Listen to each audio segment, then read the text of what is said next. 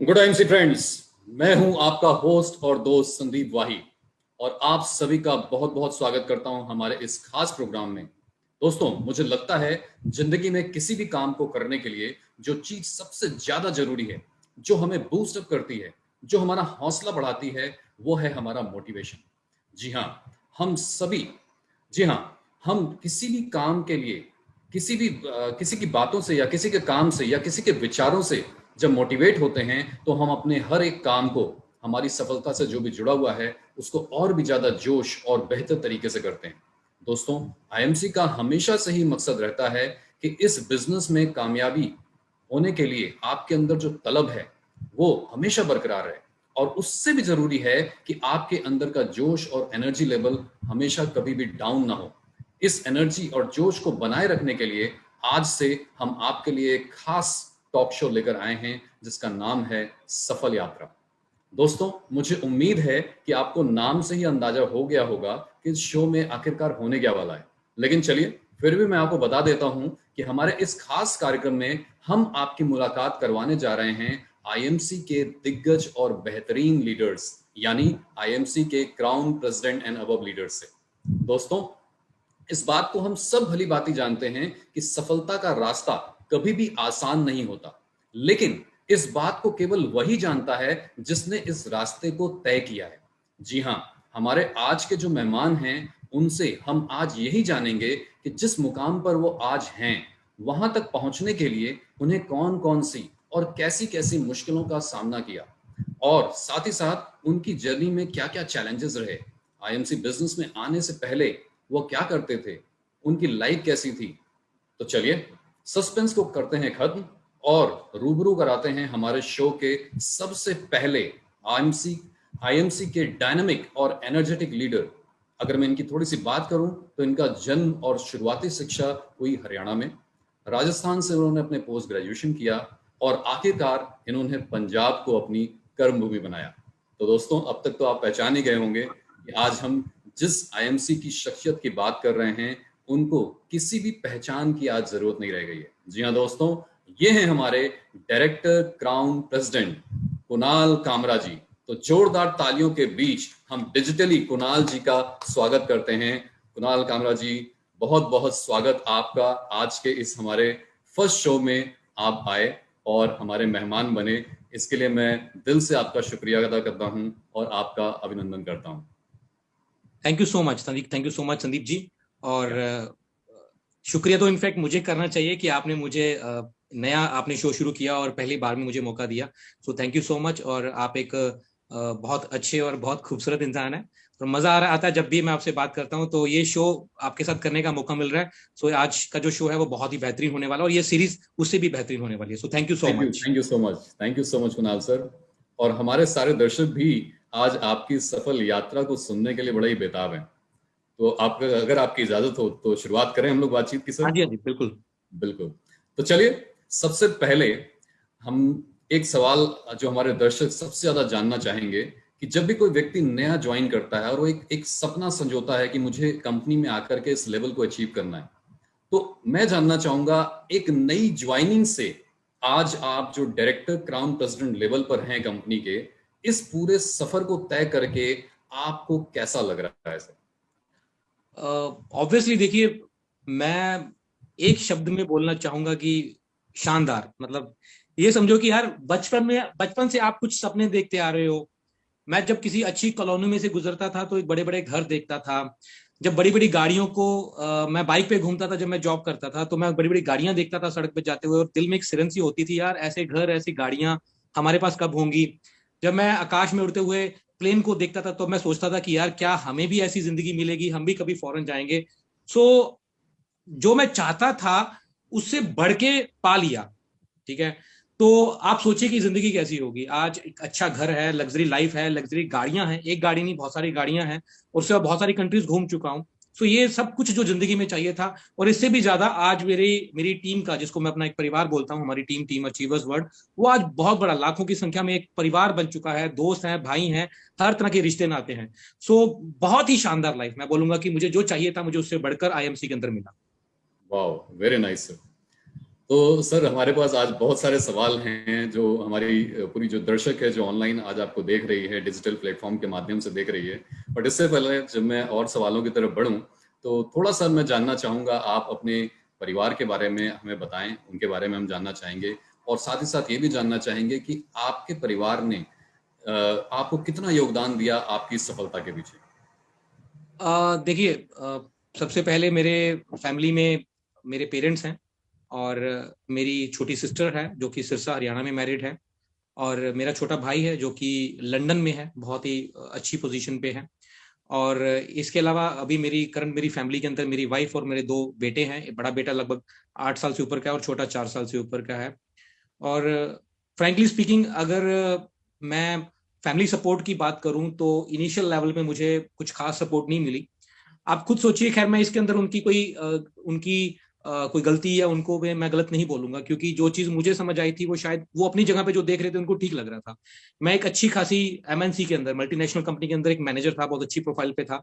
सो मैं वो छोड़ के एक डायरेक्ट सेलिंग कंपनी के अंदर आया। और जब मैं लगभग 8.5 साल पहले जब मैंने ज्वाइन किया, तब इतनी अच्छी मार्केट में रेपुटेशन हमारी इंडस्ट्री की नहीं थी उस समय पे। जो मार्केट में कुछ गलत कंपनियां, इन्वेस्टमेंट कंपनियां कुछ ज्यादा थी, जो अब बहुत कम हो गई हैं क्योंकि अभी गाइडलाइंस आ गई हैं, गवर्नमेंट भी कंट्रोल करना शुरू कर गई है। सो उस समय पे उनको लगा कि यार ये क्या करने जा रहा है। इवन मेरे खुद के घर वालों ने मुझे छोड़ दिया था। ये समझिए कि मेरे साथ कोई नहीं था, सिर्फ मेरी बीवी थी मेरे साथ, मेरे उसके अलावा। और मेरा बेटा था, 21 दिन का था। 15 नवंबर को उसका जन्म हुआ और 6 दिसंबर 2012 को मैंने आईएमसी को ज्वाइन किया। और लेकिन इन सब चीजों में कुछ चीजें अच्छी हुई। पहली चीज ये हुई कि मैं इमोशनली बहुत कमजोर था, और इस एपिसोड के बाद, इस घटना के बाद मैं इमोशनली बहुत स्ट्रांग हुआ। मुझे समझ आया कि पैसे के बिना इस दुनिया में आपका कोई वजूद नहीं है, तो पैसा कमाना बहुत जरूरी है। और मैं दिन रात लग गया, और कहीं ना कहीं मुझे ये भी था कि यार अब तो प्रूव करके दिखाना है, राइट। सो ये इनिशियल लेवल पे मुझे थोड़ा सा ये रहा। बिल्कुल, आई थिंक कुणाल सर, जैसा आपने बोला, ये आपने बड़ा सही बोला है, क्योंकि इस इंडस्ट्री की शुरुआती समय में उतनी अच्छी पहचान नहीं थी या लोग इसके बारे में बहुत अच्छे से नहीं जानते थे। तो कहीं ना कहीं लोगों के मन में सवाल, डर और ये रहता था। इस वजह से कई बार लोग, हमारे परिवार के सदस्य भी कई बार हमें उतना खुल के सपोर्ट नहीं कर पाते हैं शुरुआती लेवल पे। बट कहीं ना कहीं धर्म पत्नी तो खैर हमारी अर्धांगिनी कहलाती हैं, तो वो कहीं ना कहीं हमारे डिसीजन में हमेशा साथ होती हैं।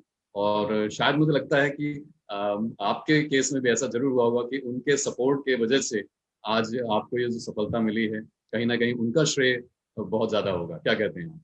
बिल्कुल। एक देखिए, एक मॉरल सपोर्ट रहना बहुत जरूरी है।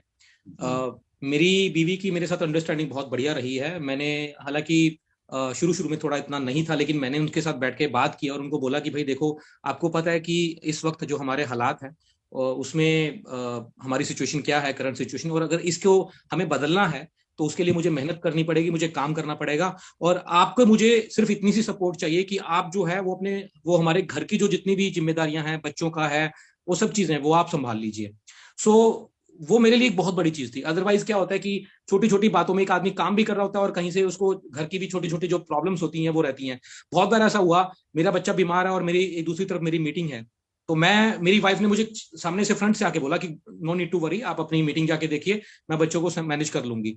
तो ये बहुत बड़ा एक योगदान रहता है।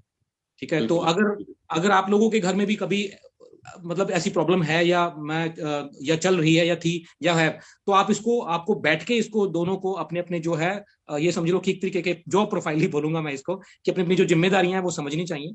ठीक है, तो इसमें अगर आप दोनों मिलके चलते हो तो एक और एक 11 हो जाते हैं। हम लोग भले ही फील्ड में होते हैं, लेकिन कहीं ना कहीं अगर हम लोग दिमाग से रिलैक्स है कि घर की जिम्मेदारियां जो मेरी वाइफ है वो संभाल रही है, तो हम लोग बहुत बेहतरीन परफॉर्म कर पाते हैं।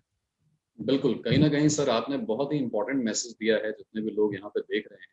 क्योंकि अमूमन देखा जाता है कि घर में कई बार परिवार के सदस्य हमारी बात को नहीं समझ पाते और हमें सपोर्ट नहीं कर पाते। कई बार वाइफ्स हमारी सपोर्ट कर पाती हैं, कई बार वो भी नहीं कर पाते हैं।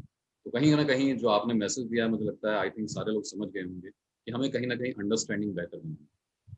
चलिए कुणाल साहब, एक और अगला सवाल आपके साथ में रखता हूँ। जैसे कि आपने बताया कि आपने लॉ ग्रेजुएशन किया, आपने एमबीए भी किया मार्केटिंग में, और आईएमसी में ज्वाइन करने से पहले आप एक एमएनसी यानी मल्टीनेशनल कंपनी में एक मैनेजरियल पोजीशन पे थे, और कहीं ना कहीं एक अच्छी खासी सैलरी भी आपको मिल रही थी, तो इनकम की भी कोई ऐसा कोई चैलेंज नहीं था। फिर भी आपको डायरेक्ट सेलिंग मतलब कैसे इसने आपको अट्रैक्ट किया? कैसे आप डायरेक्ट सेलिंग की तरफ आपका रुझान बना? देखिए, डायरेक्ट सेलिंग का तो मुझे जो थोड़ा सा जो स्वाद था वो मैंने नौकरी के दौरान ही मैंने चख लिया था। क्योंकि मैं एक कंपनी में जॉब करता था, बजाज अलायंस नाम था उस कंपनी का। उस टाइम मेरा जो चैनल था वो ऑल्टरनेट था और मेरा डायरेक्ट सेलिंग कंपनियों के साथ टाई अप था। उस समय मेरा आईएमसी के साथ भी टाई अप था। मैं तभी से जो है आईएमसी के टच में था। और जो हमारे माननीय अशोक सर हैं, वो मुझे उसी समय से कहते थे कि कुणाल जी, आप जो है वो कुछ बड़ा करने के लिए पैदा हुए हो, आपके अंदर जो क्वालिटीज हैं वो अलग हैं, सो आप इस इंडस्ट्री में आए। लेकिन मुझे उस टाइम लगता था कि मैंने कहा यार ये ऐसी मेरे को कहीं फंसाने के चक्कर में, तो मुझे वो इस इंडस्ट्री पे इतना ट्रस्ट नहीं था उस टाइम पे। लेकिन ये था कि ये इतनी चीज मुझे समझ थी कि यार इस इंडस्ट्री के अंदर पोटेंशियल तो बहुत है, ठीक है। लेकिन उसके लिए सबसे जरूरी चीज जो है वो ये है कि आपको एक अच्छा प्लेटफॉर्म मिल जाए। तो ये सब चीजें थी। और साथ में कहीं ना कहीं मैं एक सेल्फ मोटिवेटेड आदमी हूं। मुझे किसी को बोलने की जरूरत नहीं पड़ती कि भाई तुम कुणाल काम पे क्यों नहीं गए या तुम फ्री क्यों बैठे हो। मुझे मुझे फ्री बैठने से बहुत नफरत है। अगर समय वेस्ट हो रहा है तो मुझे घिन आनी शुरू हो जाती है कि यार ये समय निकल गया, तुम ये वेस्ट क्यों हो गया, राइट। तो मैं एक ऐसा बिजनेस चाहता था जिसके अंदर ऐसा काम चाहता था जिसमें मैं जितनी मेहनत करूं और मेरी इनकम जो है वो उतनी मल्टीप्लाई होती है। मैं अपनी नौकरी के अंदर भी संडे को भी काम करता था, मैं डे नाइट काम करता था। लेकिन उसमें भी मैंने एक एक साल में हर साल में मैंने प्रमोशंस ली। और इंक्रीमेंट के नाम पे क्या मिलता है, 10%, 15%, ज्यादा से ज्यादा 20%। अब मैं डे नाइट मैं चाहता हूं मैं डे नाइट काम करूं, लेकिन मुझे उस हिसाब से मुझे उसकी आउटपुट भी मिले। तो मेरी नौकरी के अंदर ये चीज पॉसिबिलिटी नहीं थी। उसमें मुझे एक लिमिटेशन थी कि इतनी सैलरी मुझे आएगी आएगी, ठीक है, इससे ज्यादा नहीं आ सकती। और दूसरी चीज, मैं कोई ऐसा काम चाहता था कि जिसमें मैं आज मेहनत कर लूं, साल 2 साल 4 साल 5 साल मेरे से काम करवा लो, लेकिन मैं जिंदगी भर काम करूं ये जरूरी नहीं है। अगर मुझे छुट्टियां चाहिए, मुझे काम चाहिए, तो उसके बाद भी मेरा काम चलता रहे। मैं ऐसे काम को चाहता था। तो ये भी चीज नौकरी में पॉसिबल नहीं है। और जले पे नमक छिड़क दिया। 2012 में मेरी शादी थी, तो मैंने अपने बॉस से छुट्टी मांगी। तो उन्होंने मुझे मना कर दिया, कहते भैया या तो रिजाइन दे दे तो या शादी कर ले, छुट्टी तो नहीं मिलेगी। उन्होंने मुझे एक छुट्टी दी और मैंने सैटरडे संडे बीच में इन्वॉल्व करके और अपनी शादी को निकाला। बाद में मैंने हनीमून के लिए टाइम मांगा तो मुझे वो भी नहीं छुट्टी मिली, मैं नहीं जा पाया। खैर उसके बाद मैं अपनी वाइफ को अक्रॉस द इंडिया और मतलब दुबई वगैरह सब घुमा के लेके आऊं, लेकिन वो चीज तो रहती है, ठीक है, वो कमी तो रहेगी। सो ये सब चीजें मुझे थी कि मैंने कहा यार जिंदगी में एक बार शादी करनी है, एक ही बार हनीमून पे जाना था। तो आप वो लाइफ को एंजॉय नहीं कर पाओगे तो फिर फायदा क्या। और आज मैं नहीं कर पा रहा हूं तो मैं कल अपने बच्चों को क्या दूंगा, ठीक है। मेरे बच्चे भी यही जिंदगी को जो है रूटीन फॉलो करेंगे। सो कहीं ना कहीं मुझे था कि मुझे अपने जनरेशंस को सुधारने के लिए मुझे रिस्पॉन्सिबिलिटी लेनी पड़ेगी। आज अगर मैं नौकरी भी कर रहा हूं तो मैं कल को रिटायर हो जाऊंगा, मेरे बच्चे कहां से शुरू करेंगे, मेरे बच्चे वही जीरो से शुरू करेंगे, ठीक है। सो मुझे कुछ ऐसा काम चाहिए था जिसमें मुझे कुछ हो जाए या मैं काम ना करूं तो भी मेरा काम चलता रहे। आज आप देखिए कोविड की सिचुएशन देखिए। आज बहुत सारे मेरे कई नोन हैं जो जॉब करते थे और अनफॉर्चुनेट उनके साथ उनकी डेथ हो गई, तो आज उनके परिवार कहाँ हैं। लेकिन खुदा ना खास्ता हमें कुछ हो जाता है तो आज इस इंडस्ट्री के अंदर हमारा जो बिजनेस है वो सारा का सारा हमारी नॉमिनी को, हमारी फैमिली को शिफ्ट हो जाएगा। मैं कहता हूँ इंसान की कोई कमी पूरी नहीं कर सकता, लेकिन पैसा जो है वो जीने के लिए बहुत जरूरी है।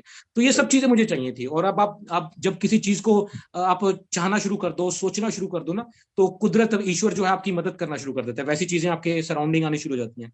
तो मैंने मार्केट को स्टडी किया और मैंने देखा कि मुझे एक ही इंडस्ट्री है, डायरेक्ट सेलिंग इंडस्ट्री, जिसमें कि मैं जितनी मेहनत करूं उतनी इनकम मेरी बढ़ती रहेगी। और अगर एक टाइम पे आके मैं ना भी काम करूं तो भी मेरा काम चलता रहेगा। सो ऐसी इंडस्ट्री मुझे डायरेक्ट सेलिंग इंडस्ट्री मिली। और इसके अंदर एक सबसे बड़ी खासियत और भी है, बिना इन्वेस्टमेंट के अगर किसी काम में आप करोड़पति बन सकते हो तो वो है डायरेक्ट सेलिंग इंडस्ट्री। अब मैं जॉब करता था यार, मेरे पास सेविंग कितनी थी, ठीक है, लाइफस्टाइल मैंने अच्छे कर लिए थे, अच्छी गाड़ी में रख रहा था। और मतलब लग्जरी लाइफ थी, जितनी सैलरी आती थी वो सारी खत्म हो जाती थी आपकी, मेरे पास सेविंग के नाम पे कुछ खास नहीं था। सो मुझे ये इंडस्ट्री मिली और मैं इस इंडस्ट्री को मैंने चूज किया, मार्केट को स्टडी किया और फाइनली मैंने आईएमसी को डिसाइड किया और आ गया मैं इसके अंदर। ग्रेट। सो कुणाल सर, बिल्कुल आपने बहुत अच्छे अच्छे पॉइंट, बारीक पॉइंट बताया, जो मुझे लगता है जितने भी हमारे दर्शक सुन रहे होंगे उनको भी क्लैरिटी ऑफ थॉट्स मिल रहा होगा कि क्यों एक व्यक्ति को इस डायरेक्ट सेलिंग इंडस्ट्री को चुनना चाहिए। कुणाल सर, मेरा अगला सवाल इसी से थोड़ा जुड़ा हुआ है कि जब आपने डायरेक्ट सेलिंग इंडस्ट्री को चूज किया, जैसे आपने बताया, तो उस समय भी आपके पास बहुत सारे विकल्प रहे होंगे। ऐसा नहीं होगा कि IMC was the only option. तो क्या आप हमारे दर्शकों को ये बताएंगे कि क्यों आखिरकार आपने आईएमसी को ही डायरेक्ट सेलिंग इंडस्ट्री के माध्यम से चुना और अपने करियर के लिए इसको ही एक, मतलब कहूंगा कि एक खास अहमियत दी? देखिए, मैंने मैंने अपना करियर लगाना था, मैंने इतने सालों की नौकरी की हुई थी और एक बड़े लेवल पे जाके मुझे छोड़ना था। तो मेरे लिए बहुत बड़ा डिसीजन था ये। सो मैं इसको ऐसे ही लाइटली नहीं ले सकता। और मैं जितने भी मेरे व्यूअर्स मुझे सुन रहे हैं, मैं उनको भी बोलना चाहूंगा कि आप अपनी जिंदगी के डिसीजन एकदम से ऐसे ही फालतू में ना लीजिए करिए, उसको थोड़ा स्टडी किया करिए। मैंने पहले तो ये डिसाइड किया कि मुझे डायरेक्ट सेलिंग इंडस्ट्री में है, जैसा कि मैंने पहले बताया। उसके बाद मुझे डिसाइड करना था कि मुझे कौन सी कंपनी में आना है। अब उस कंपनी में आने के मैंने 3 पैरामीटर्स चूज किए। सबसे पहला तो क्या जो हमारी जिस कंपनी में मैं जाऊंगा क्या वो गवर्नमेंट की गाइडलाइंस को फॉलो कर रही है, क्योंकि डायरेक्ट सेलिंग को लेके हमारी गवर्नमेंट ने, हिंदुस्तान की जो हमारी गवर्नमेंट है, उन्होंने कुछ दिशा निर्देश दिए, कुछ गाइडलाइंस दी कि ये जो गाइडलाइंस हैं, जो रूल्स हैं, नियम है, जो कंपनी फॉलो करेगी वो जेन्युइन कंपनी कहलाएगी। सो पहली चीज तो मुझे ये देखनी थी। मैंने ये देखा आईएमसी के अंदर ये सब चीजें थी, कंपनी टोटल जो है एथिकल काम कर रही है, टोटल जो है सही मायने में जेन्युइन तरीके से काम कर रही है, और ईमानदारी से जो आदमी काम करता है वो लंबा जाता है। पहली चीज तो मैंने देखा कि कंपनी गाइडलाइंस के हिसाब से काम कर रही है। दूसरा मैंने देखा कि कंपनी के जो प्रोडक्ट हैं वो रिजल्ट वाले हैं, अफोर्डेबल है, रिजल्ट वाले हैं। आप मार्केट में जाओगे तो आपको एक बार तो है प्रोडक्ट को बेचना पड़ता है, आपको प्रोडक्ट के बारे में बताना पड़ता है, आपको अपने सेलिंग स्किल्स, नॉलेज, ये सब चीजें बतानी पड़ती हैं। लेकिन रीसेल तब आती है जब आपके प्रोडक्ट के अंदर दम होता है और साथ में वो अफोर्डेबल भी हो। मैंने कुछ बाहर की कंपनियों को भी मैंने स्टडी किया, उनके प्रोडक्ट अच्छे थे, क्वालिटी अच्छी थी, लेकिन उनके प्रोडक्ट के जो रेट थे, प्राइस थे, वो बहुत महंगे थे।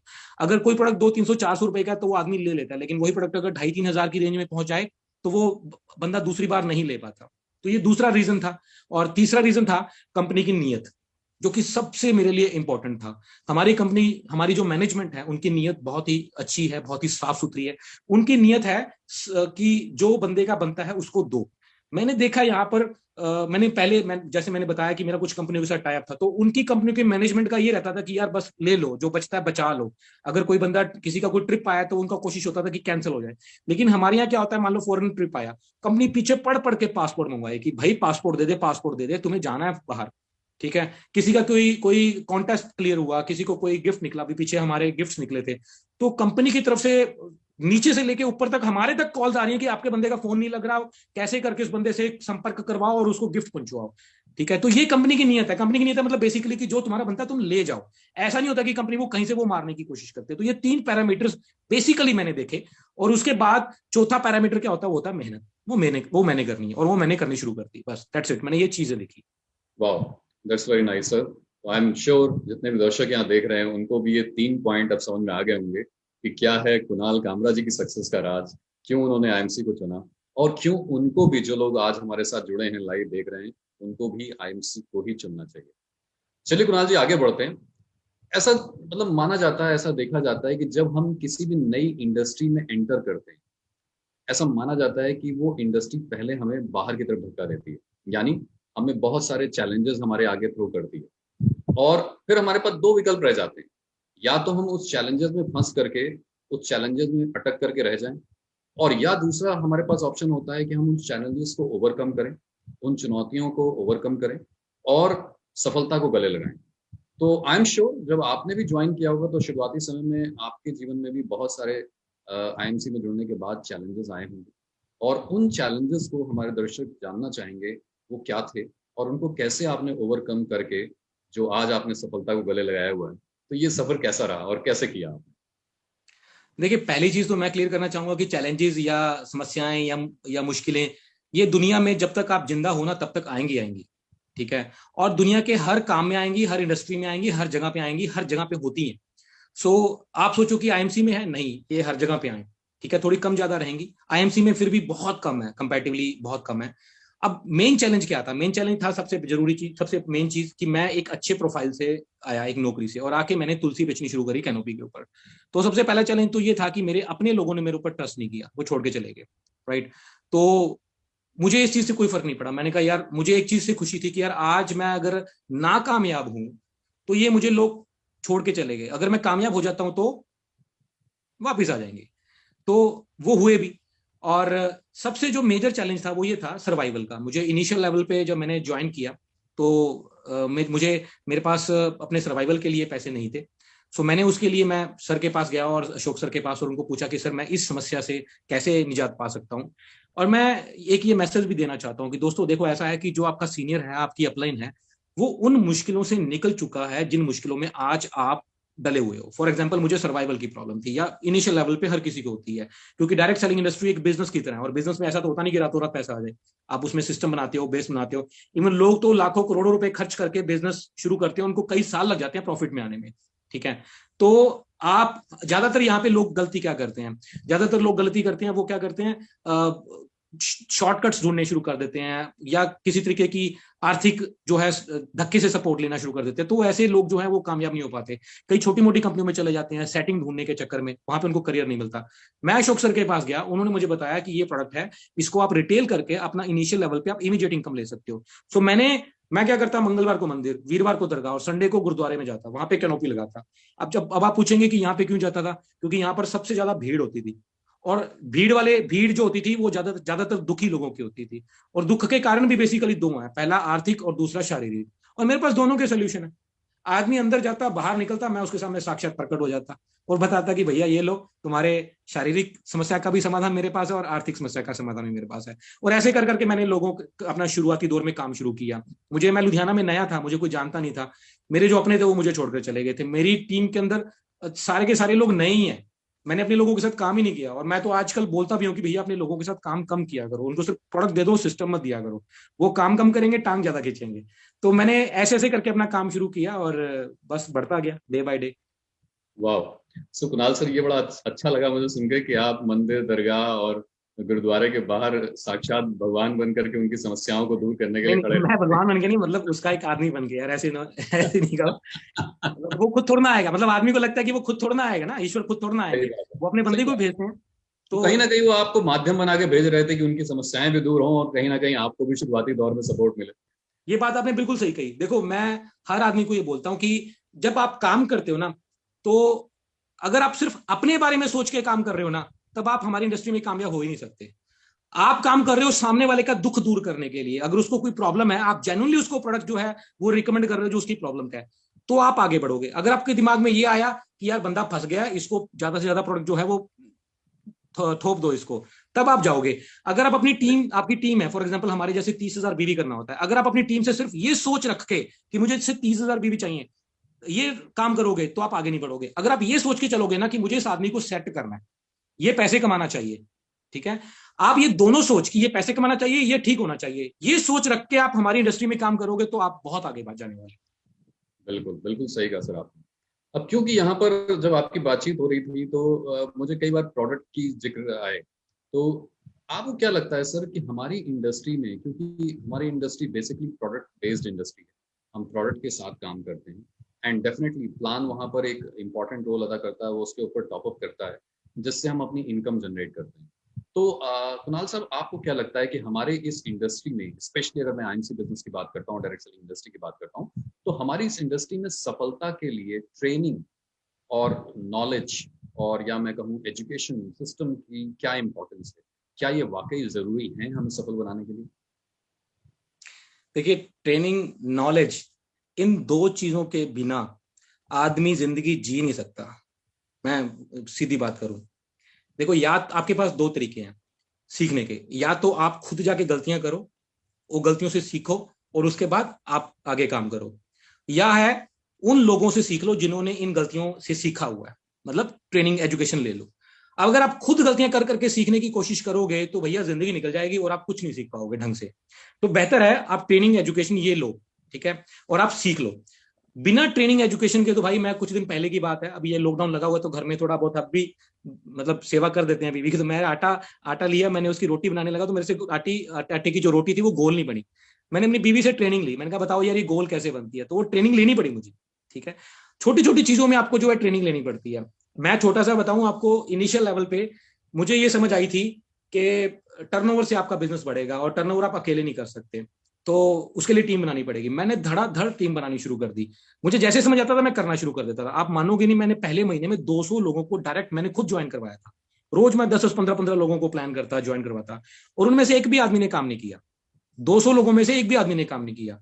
और पहली बार मुझे याद है, मैंने एक मीटिंग ऑर्गेनाइज करी जो हमारे हेड ऑफिस में होती है 3 बजे, वो अशोक सर की गाइडेंस में मैंने शुरू करी थी। तो उस समय मैंने वो मीटिंग शुरू करी, मैंने 50 लोगों को पर्सनली कॉल करके बोला कि सर मीटिंग कर रहे हैं, बहुत बेहतरीन, ये वो करियर के बारे में बात करेंगे, प्रोडक्ट के बारे में बात करेंगे। एक भी आदमी नहीं आया, और मैं जो जितने भी लोग मुझे आज सुन रहे हैं, आप बताओ अगर आपके साथ ऐसा हो, आप 50 लोगों को मीटिंग पे बुलाओ, एक भी ना आए, 200 लोगों को ज्वाइन करवाओ, एक भी काम ना करे, तो आप बताओ क्या करोगे? मैं 100% हूँ, श्योर हूं कि आप काम छोड़ के चले जाओगे, और आपके जबान पे क्या पता क्या होगा, शायद कंपनी बेकार है, सिस्टम बेकार है, मेरी किस्मत बेकार है, यही होगा। लेकिन आप एक बार भी ये नहीं सोचोगे कि यार शायद कहीं मेरे काम करने के तरीके में कोई कमी होगी। मेरे दिमाग में क्या आया कि यार दूसरे लोग काम कर रहे हैं, रिजल्ट आ रहा है, दूसरे लोग मीटिंग पे इनवाइट कर रहे हैं तो सैकड़ों लोग इकट्ठे हो रहे हैं, इसका मतलब सिस्टम में कोई कमी नहीं है, इसका मतलब मेरे अप्रोच में कमी है, जो मुझे बात करनी चाहिए वो मुझे अभी नहीं आती।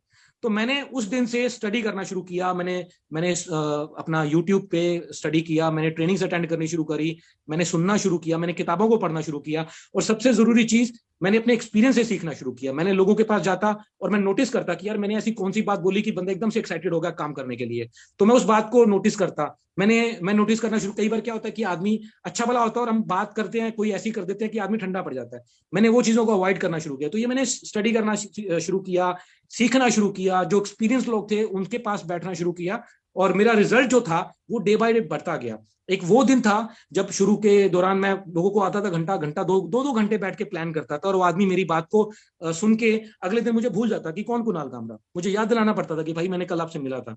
और एक आज का दिन है, अगर मेरे साथ कोई आदमी 15 मिनट बैठ जाए तो भाई साहब मैं चैलेंज करता हूं कि रात को सपने में भी मैं आता हूं उसके। ये क्या है? यह सिर्फ और सिर्फ एजुकेशन के द्वारा ही पॉसिबल हो पाया। बिल्कुल बिल्कुल, आपने सही कहा। जैसा कि माना भी जाता है कि ये हमारी इंडस्ट्री है, डुप्लीकेशन का बिजनेस है, तो कहीं ना कहीं डुप्लीकेशन के लिए ज़रूरी है कि आपकी नॉलेज, आपकी स्किल आप अपग्रेड करते रहें। तो आपने जैसे बिल्कुल कुणाल साहब, आपने बिल्कुल सही कहा। इस इंडस्ट्री में सफलता के लिए बहुत ज़रूरी है कि हमारे पास नॉलेज हो, क्योंकि हमारा बिजनेस ही प्रोडक्ट बेस्ड। कुणाल सर, जैसा कि आज हम लाइव सेशन कर रहे हैं, तो बहुत सारे यंग जनरेशन भी आज हमारे इस प्रोग्राम को लाइव देख रहे हैं। और आज कहीं ना कहीं अगर आप देखें तो हमारी गवर्नमेंट ऑफ इंडिया का भी प्रोजेक्ट है कि हम आत्मनिर्भर भारत बनाएं। तो कहीं ना कहीं मैं चाहूँगा कुछ मैसेज आप हमारी यंग पॉपुलेशन को दें कि उनके लिए ये इंडस्ट्री या ये बिजनेस मॉडल क्यों उनको चूज करना चाहिए। बिकॉज आज के डेट में देखा जाए तो बहुत सारे लोग हमारे यंगस्टर्स जो हैं वो ग्रेजुएशन, पोस्ट ग्रेजुएशन करके बाहर निकल रहे हैं, एमबीए कर रहे हैं या डिफरेंट तरीके की डिग्री वो है हासिल कर रहे हैं, बट फिर भी उनको उनके लेवल की जॉब शायद मिल पाना बड़ा मुश्किल। तो उनके लिए ये कैरियर का एक बेस्ट ऑप्शन कैसे हो सकता है आपके हिसाब से? आप थोड़ा इस पे उनको गाइड करें। देखिए, मैं तो भाई एक मैसेज देना चाहूंगा कि यार मैं भी पढ़ लिख के नौकरी करके उसके बाद इस इंडस्ट्री में आया हूँ, और कहीं ना कहीं मुझे ये लगता था कि मैंने 7-8 साल जो नौकरी करी, अगर मैं वो पहले ही मैं डिसीजन ले लेता, ठीक है, तो मेरा समय पैसा बहुत कुछ बच जाता और आज मैं और बहुत बड़े लेवल पे होता। तो दोस्तों मुझे तो धक्के खा के समझ आई आप लोग क्यों अपना जो है समय वेस्ट कर रहे हो, और मैं स्ट्रेट फॉरवर्ड बोलने वाला व्यक्ति हूँ। भाई मार्केट में नौकरी नहीं है। हमारे देश की इस वक्त जो है सबसे बड़ी समस्या है अनएम्प्लॉयमेंट। मार्केट में नौकरी नहीं है, देश में नौकरी नहीं है। गवर्नमेंट भी बोल रही है कि भाई अपना ही काम देखो, स्वरोजगार है ना, यही बोल रही है ना गवर्नमेंट भी। तो उन्होंने इनडायरेक्टली आपको बोल दिया है कि भाई हमारे पास तो नहीं है, आप अपना अपने आप देख लो।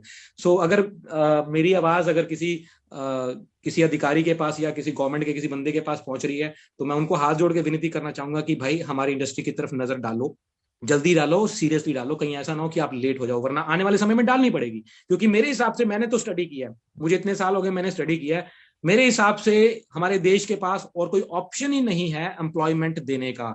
हमारी इंडस्ट्री एक ऐसी इंडस्ट्री है जो कि एम्प्लॉयमेंट क्रिएट करती है। मैं नौकरी कर रहा था, मैं अकेला नौकरी कर रहा था, मैं किसी को काम नहीं दे पा रहा था, मैं किसी को रोजगार नहीं दे पा रहा था। लेकिन आज मैं जो आईएमसी में आने के बाद मेरे साथ लाखों परिवार जुड़े हैं, बहुत सारे लोग हैं जो मेरी टीम के अंदर, कोई 10,000, कोई 20,000, कोई 50,000, लाख, 2 लाख, 3 लाख कमाने वाले हैं। ठीक है, तो मैं आज लोगों को भी काम दे रहा हूं, मेरे द्वारा लोगों को काम दिया जा रहा है, उनके द्वारा आगे काम दिया जा रहा है। तो बेसिकली ये एम्प्लॉयमेंट क्रिएट करने का बिजनेस है। ठीक है, तो आप लोग जो भी है अभी पढ़ाई कर रहे हो, पढ़ाई करना बहुत जरूरी है। ठीक है, मैं नहीं कहता कि पढ़ाई नहीं करनी चाहिए, बहुत जरूरी है, लेकिन पढ़ाई करते वक्त दिमाग में ये रखना कि मैं इतना पढ़ लिख के ये नौकरी करूंगा, वो सोच को मत लेके आओ। पढ़ाई करनी जरूरी है, एक आप अच्छा, आपको बोलना चलना आ जाए, आपका दिमाग खुल जाए, मैच्योर हो जाओ आप दिमाग से। ठीक है, तो उसलिए पढ़ाई जरूरी है। हमारे देश में अंग्रेज अंग्रेज राज करके गए हैं, लेकिन वो चले गए, गुलामी हमारे ब्लड में आज भी है। आज भी आप किसी बच्चे को पूछोगे या उसके पेरेंट्स को पूछोगे कि पढ़ाई किस लिए करवा रहे हो, यार ये पढ़ लिख के थोड़ा कोई अच्छी नौकरी मिल जाएगी। मतलब पढ़ाई लिखाई का मतलब ही नौकरी हो गया, गुलामी हो गया, है ना। तो आप इस सोच के साथ पढ़ाई लिखाई मत करो, अब पढ़ाई लिखाई करो एक मैच्योर बनने के लिए, समझने के लिए। दुनिया बहुत बड़ी है, डायरेक्ट सेलिंग इंडस्ट्री अभी तो शुरू हुई है। अभी तो शुरू ही है ये इंडस्ट्री। और देखना आने वाला जो भविष्य है, वो फ्यूचर है, वो हमारी इंडस्ट्री का है। हम जो इनकम आज ले रहे हैं कोई भी बड़ी बात नहीं है, वो देखना यही इनकम आने वाले समय में एक एक दिन की, जो आज महीने के कमा रहे हैं वो एक दिन के होने वाले हैं, और ये होगा, इसके अलावा और कोई ऑप्शन ही नहीं है। Great, thank you so much sir. और जैसे कि अभी आपने, ये हमारे जितने भी यंग लोग हमारे साथ देख रहे हैं इस प्रोग्राम को, या जो अभी इस इंडस्ट्री की तरफ सोच रहे हैं कि क्या मुझे इस इंडस्ट्री में आना चाहिए या नहीं आना चाहिए, उनके लिए बहुत ही सही तरीके से आपने उनका मार्गदर्शन किया। इसके साथ साथ, क्योंकि आज हमारी आईएमसी परिवार के जितने भी सदस्य हैं, जितने भी एसोसिएट हैं, चाहे वो आपके अचीवर वर्ड्स टीम के हों या ओवरऑल आईएमसी के अक्रॉस द टीम्स के हों, वो सारे लोग भी आज इस प्रोग्राम को देख रहे हैं और इस प्रोग्राम के माध्यम से आपकी सफल यात्रा को जान रहे हैं। तो मैं चाहूंगा उनको भी आप कुछ अपनी तरफ से चीजें शेयर करें, सक्सेस का राज, जिससे वो भी अपनी सफलता को तेजी से ऊंचाइयों पर ले जा पाएं और अपने ड्रीम्स को फुलफिल कर पाएं। देखिए, मैं सिंपल सा मैसेज देना चाहूंगा, बड़ा प्रैक्टिकल सा। इंडस्ट्री बहुत अच्छी है, ठीक है, फ्यूचर बहुत ब्राइट है, और कंपनी बहुत स्ट्रांग है, कंपनी का बिजनेस प्लान बहुत ही शानदार है, प्रोडक्ट बहुत ही बढ़िया है। अब इसके बाद जो है सारा दारोमदार हमारे ऊपर है, और वो है हमने मेहनत करनी है, ठीक है। और मेहनत का कोई विकल्प नहीं है, सिंपल सी एक लाइन, मेहनत का कोई विकल्प नहीं है। आज जो जिस लेवल पर है, अगर आप चेयरमैन हैं, एम्बेसडर हैं, भले ही आप सिल्वर है या कोई क्राउन प्रेसिडेंट है, वो उस लेवल का जिम्मेदार वो व्यक्ति खुद है, क्योंकि उसने उस लेवल तक की मेहनत करी, ठीक है। तो आप अपना ध्यान इधर उधर भटकाने की बजाय, शॉर्टकट्स अपनाने की बजाय, ईमानदारी से साफ सुथरे तरीके से काम करते रहिए, काम करते रहिए, सब चीजें अपने आप हो जाएंगी, ठीक है। और अगर आप उस चीज में जाओगे शॉर्टकट की तरफ, या मैंने कई लोगों को देखा है थोड़ा मतलब झूठ बोलेंगे, बोलेंगे सर बोलना पड़ता है, मुझे आज तक नहीं, मैंने बोला, मैं नहीं बोलता बिजनेस के अंदर कभी भी झूठ। आप अगर सोचेंगे कि मैं शॉर्टकट में काम कर लूं, मैं सिर्फ फोन पे कर लूं, नहीं, जो मेहनत है वो आपको करनी पड़ेगी। लेकिन ये इंडस्ट्री देती बहुत है, ये इंडस्ट्री देती बहुत है, ये उसको देती है जो उस जिस लेवल की मेहनत करता है। सो बिंदास मेहनत करिए, और कूल माइंड्स के साथ रहिए, सब चीजें आपको मिलने वाली हैं। ग्रेट। सो कुणाल साहब, वैसे तो मन नहीं कर रहा है, सवाल बहुत सारे हैं, बट कहीं ना कहीं समय हमें सीमित कर देता है। सो बहुत बहुत धन्यवाद कि आज आपने हमारे इस शो के माध्यम से सभी लोगों को अत्यधिक प्रेरित किया। तो दोस्तों, मुझे 100% से भी ज़्यादा मैं एश्योर्ड हूँ कि यह प्रोग्राम जो हमारा आज का पहला था, सफल यात्रा, आप सभी को बहुत पसंद आया होगा। और कुणाल कामरा जी की जो सफल यात्रा हमने सुनी है, उससे आप बहुत ज़्यादा प्रेरित हुए होंगे। तो दोस्तों, आपको ये हमारा शो कैसा लगा, कमेंट बॉक्स में लिख के जरूर बताइएगा। दोस्तों, अब वक्त आ गया है आपसे विदा लेने का, मगर उससे पहले मैं आपको बता दूं, क्योंकि ये प्रोग्राम हमने आज से शुरू किया है और हर बुधवार और रविवार हम आपके लिए लेके आ रहे हैं 4 बजे। तो हर हफ्ते 2 बार मैं आपसे आके मिलूंगा और आपके लिए लेकर आऊंगा कोई और एक सफल लीडर, जो आज आपसे, जो इस तरीके से आकर के आपसे अपनी सफल यात्रा आपसे शेयर करेंगे। तो तब तक जुड़े रहिए हमारे साथ, यानी आईएमसी के साथ। और तब तक के लिए गुड आईएमसी दोस्तों। गुड टाइम सी।